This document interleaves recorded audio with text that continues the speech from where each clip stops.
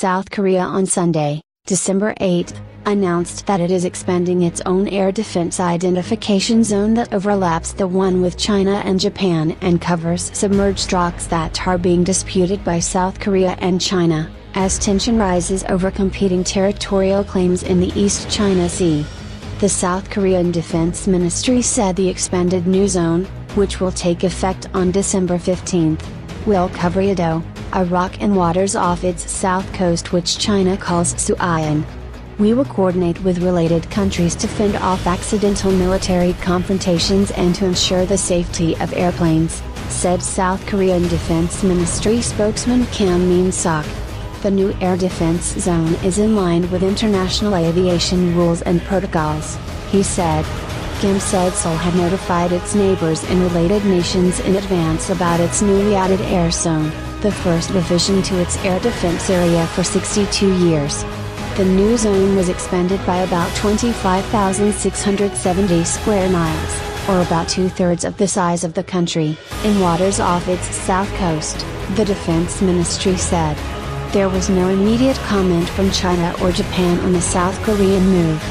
This latest development is believed to be South Korea's reaction to Chinese unilateral declaration of its new air defense zone 2 weeks ago, and is seen by the world as China's increasing assertiveness to further its claims in the East China Sea, which is based on China's 15th century historical records.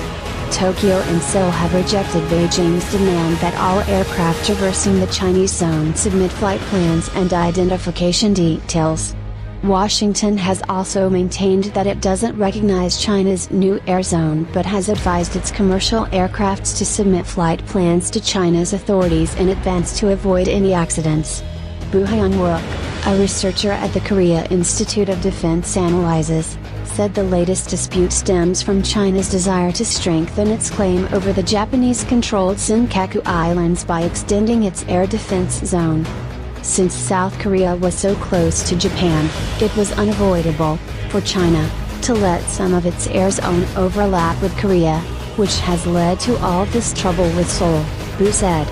It's really time for the three neighbors to sit together to avoid the worst-case scenario, he said, adding however it was highly unlikely that the latest hurdle would lead to an actual military clash. U.S. Vice President Joe Biden visited Japan, China and South Korea to ease the simmering tension over the region. Biden warned China against raising tension in the region, saying regional peace and stability were in its interests. Biden, during talks with South Korean President Park Geun-hye, also expressed understanding for Seoul's approach, including the revision of its air zone, according to a senior U.S. official.